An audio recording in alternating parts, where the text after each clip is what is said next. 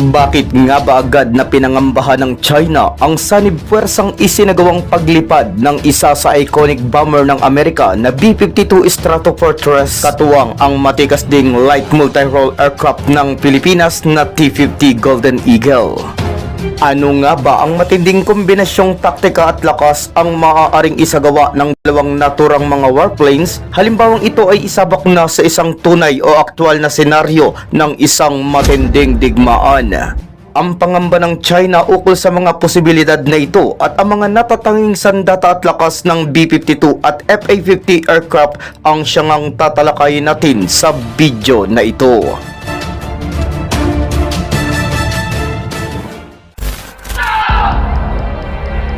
Pang-uudyok at tila ba'y paghahamon ng isang mas malaking hidwaan. Yan nga ang animoy nais na ipahiwatig ng panig ng mga Chino nang kamakailan nga'y magkatuwang na lumipad sa sakop na himpapawid ng Pilipinas ang US B-52 Stratofortress bomber aircraft, habang ito ay may kasama ding mga FA-50 fighters mula naman sa pag-aari ng Philippine Air Force.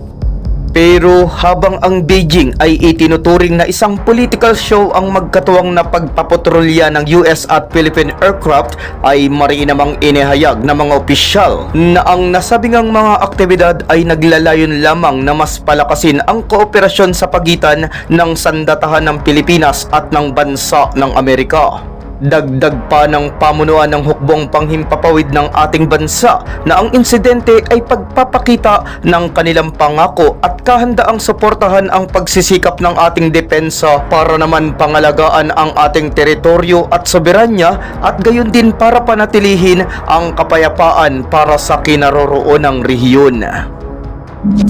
Biruin nyo nga naman mga ka-Sirtops, hindi ba't kapansin-pansin na kapag ang Pilipinas katuwang ang ating mga kaalyado ang siyang nagsasagawa ng mga aktibidades sa mismo pang parte ng ating sakop na teritoryo, ay agaran ngang umaalma at kung ano-ano agad ang negatibong komento ng side ng China.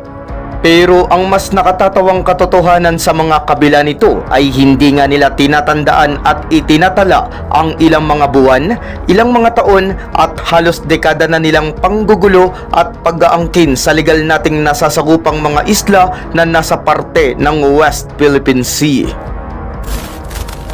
Kung sa bagay ay hindi na bago at paulit-ulit na rin namang naibabalita ang mga agresibong kaganapan na nagaganap sa ating karagatan sa pagitan ng mga Chino at ng mga mangingisdang Pilipino, pati na ng ating Philippine Coast Guard. Yun nga lang ay tulad ng sinabi na natin kani-kanina lamang, ay ang tila hindi bago dito ay ang animoy agarang pangamba ng China nang kanilang ang malaman ang jet patrol na idinaos ng isang US bomber warplanes at ng pag-aari nating light multi-role aircraft na FA-50.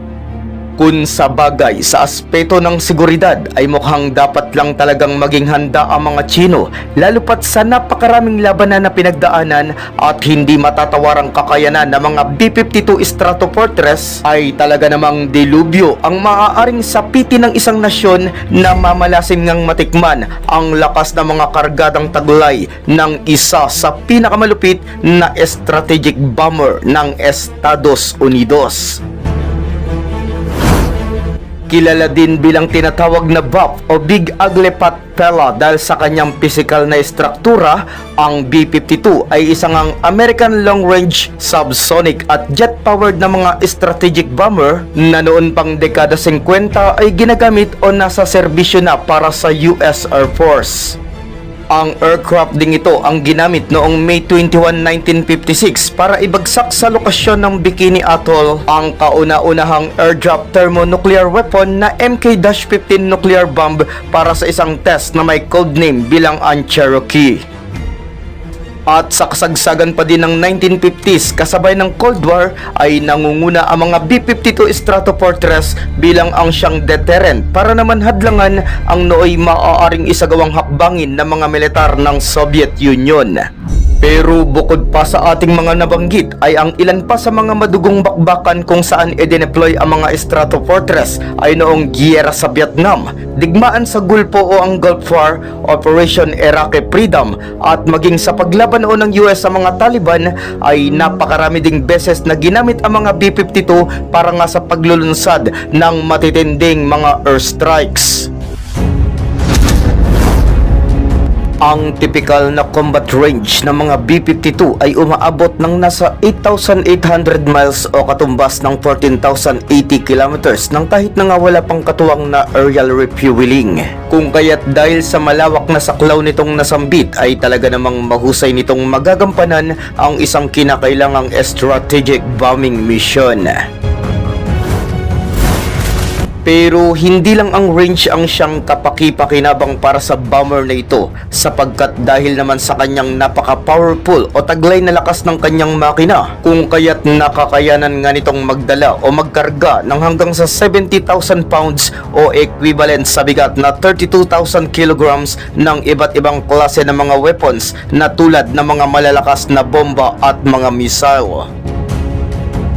At ang isa nga sa pinakasopestikadong armas na kaya nitong i-launch ay ang AGM-158 JASSM missile na kayang-kaya nga nitong pakawalan kahit pa sa malayong distansya na siya namang makakatulong para sa mga B-52 upang hindi na nga nito kailanganin pang lumapit sa engagement envelope o yung lugar na naaabot pa ng mga air defenses ng kanilang mga kalaban.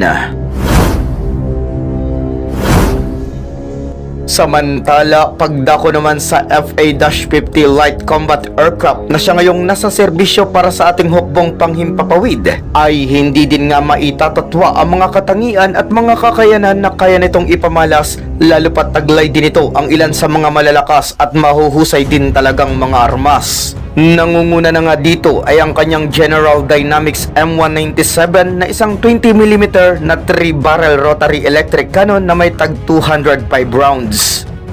Habang ang kanya namang 7 mga hardpoints na nakapwesto sa underwing at sa ilalim din ng kanyang fuselage ay may abilidad namang magkarga ng hanggang sa 12,000 pounds o 5,400 kilograms ng bigat na mga payload na tulad na lang halimbawa ng mga bombang JDAM o Joint Direct Attack Munition, mga GBU-12 at ng CBU-97-105 na mga sensor fuse weapon. Kasama pa sa mga missiles na maaaring ang i-launch mula pa rin sa mga FA-50 ay ito ngang mga AIM-9 Sidewinder, air-to-ground missile na AGM-65 Maverick missiles at mga AIM-120 AMRAAM. At bukod pa nga roon ay sa ngayon ay nakaplano din ito para naman lagyan ng mga ASRAAM at ng sandatang tinatawag na IRIS-T.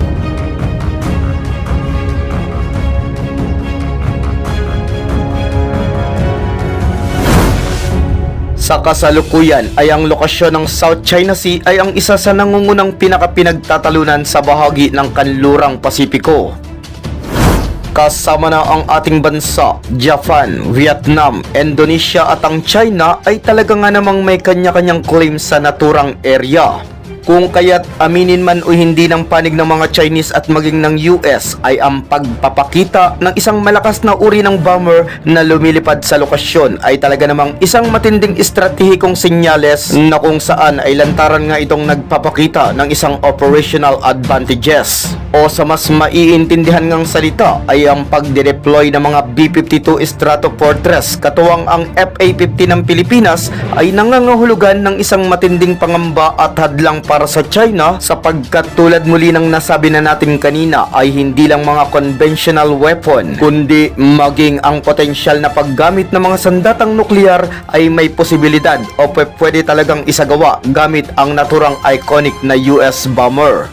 Kung kaya't sa naging reaksyon ng mga Chino nang maispatan nga nila ang paggala ng B-52 Stratofortress dito sa Pilipinas ay hindi nakataka-taka kung bakit tila yata'y agad itong nahintatakutan sapagkat alam din talaga nila kung anong maaaring dilubyo ang maaaring iparana sa kanila ng mga warplanes na ito sakaling mag-umpisa sila ng mas mga agresibo pang mga aksyon hindi lang sa Pilipinas kundi maging sa kabuuan ng Indo-Pasipiko.